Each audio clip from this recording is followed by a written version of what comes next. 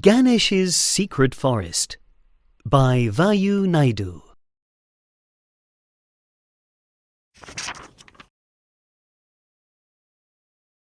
"It's so hot," said Giot, frowning.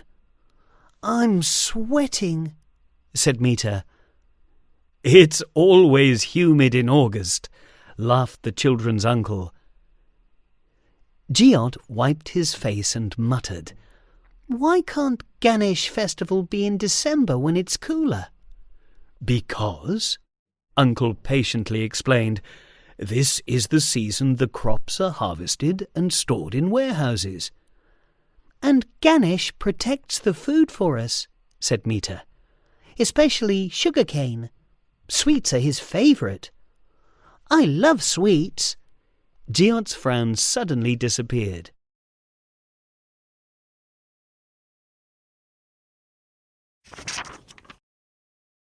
Just then, the crowd roared as the hornblowers and drummers started. "Mummy's got her dancers ready," said Giot.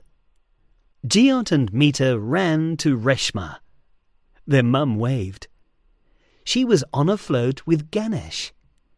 Reshma pulled the children up onto the float to join in with the dancers. The Ganesh statue was made from painted clay and paper.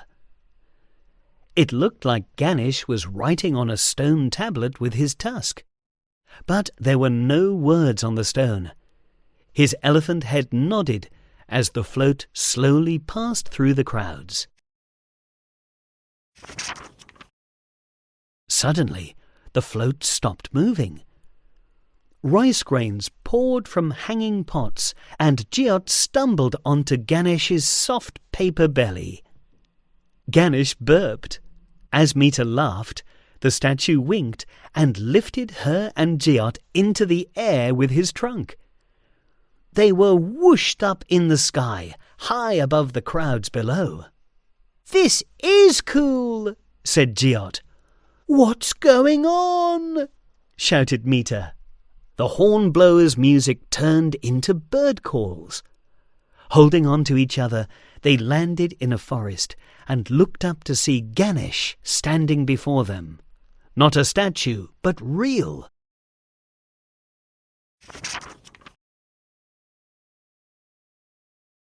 The elephant-headed god broke off a piece of sugar cane from a nearby grove and offered it to a surprised Mita and Giot. "It's sweeter than chocolate," said Mita, smacking her lips. Suddenly, two bright eyes appeared from the sugar-cane grove. "Mushumi, come and meet my new friends," Ganesh said to a large mouse, seeing that Mita was a little scared. "Hi, don't be afraid," said Mushumi. Giot asked curiously, "How are you and Mushumi friends?" "Once," Ganesh began, "elephants moved between forests." "They accidentally trampled on the mouse families who lived there, as well as on our food," continued Mushumi, perching on Ganesh's tusk. "She was brave and told us off," said Ganesh. "And you listened when I told you we were starving," Mushumi said, her eyes filling with tears. "So Ganesh promised that no mouse would ever go hungry again. He protects us, and in return we help by not chewing the grain before the harvest," said Mushumi. "Size does not matter when we all work together." "So that's why a mouse sits beside you in all the Ganesh celebrations," said Giot with a smile. That night, in the forest, there was no moon. Glowworms gave enough light for Ganesh and Giot to play noughts and crosses. Mushumi and Mita sat on the branch of a banyan tree, making dessert from creamy coconut milk and shredded sugarcane. Just then, Mita heard a rustle. Mushumi looked down to see men in the valley below. They had flame torches and were putting nets on the ground. Under the nets, a deep pit had been dug. They could see a captive elephant tied to a tree close by. "Elephant trappers," said Ganesh, his forehead creased with worry. "They want to steal their ivory tusks. They'll even take the baby elephants too." "We must save them," said Mita. But Ganesh looked concerned and said, "Whatever can we do? The trappers might capture us too." Jiot looked at Mushimi, who was shredding a sugarcane. "Wait! I have an idea. You can do it, Mushumi. We just need more of you."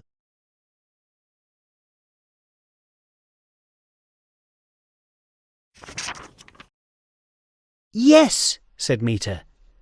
She could tell what Jiot was thinking. "Mushumi, can you call all your mouse friends?" While the trappers were talking beside their campfire, an army of mice gathered. They used their razor-sharp teeth to shred the nets and the ropes that tied the elephant to the tree. In no time at all, he was free. The freed elephant stood up on his back legs and trumpeted so loudly the trees shook. Within moments, a herd of elephants broke through the trees and into the valley. The shocked trappers tried to run away, but fell into the pit. Now the herd had trapped them.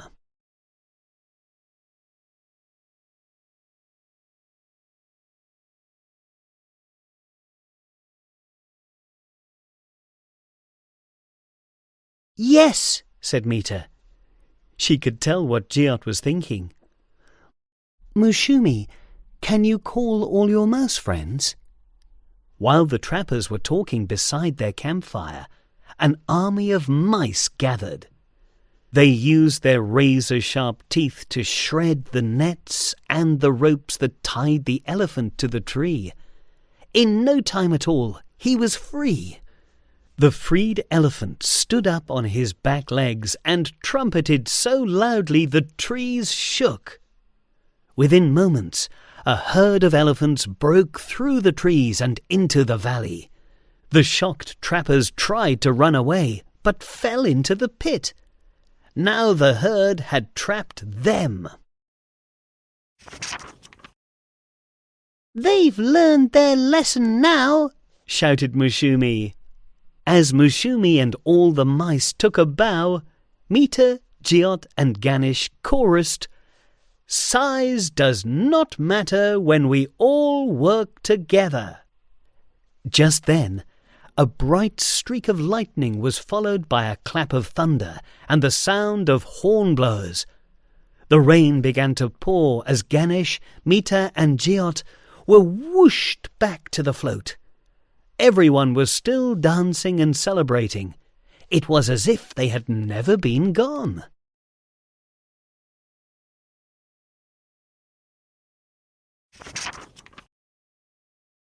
Mita looked at Jiot and asked, "Were we dreaming? My head is spinning." Jiot grinned at his sister. "No, we were together in Ganesh's secret forest." Mita stopped to rub her eyes. "And we learned something. Ganesh protects mice. And in return, the mice don't chew our crops," chimed in Jiot. Reshma saw Mita and Jiot on the float and said, "I wondered where you two are hiding. You're back just in time for the festival treats that Ganesh has provided." Mita looked at the Ganesh statue on the float. Her eye was drawn to the stone tablet on his knee.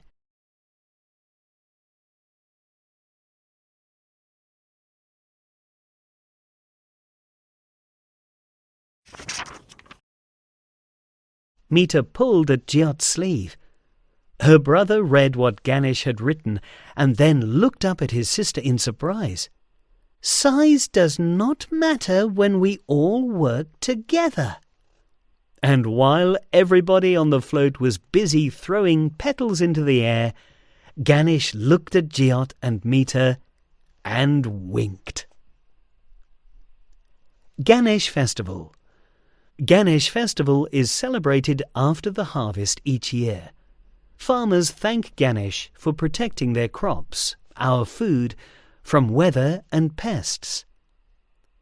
His elephant head is a symbol of memory, and his human body represents how the whole planet of plants, animals, and humans are united by a food chain.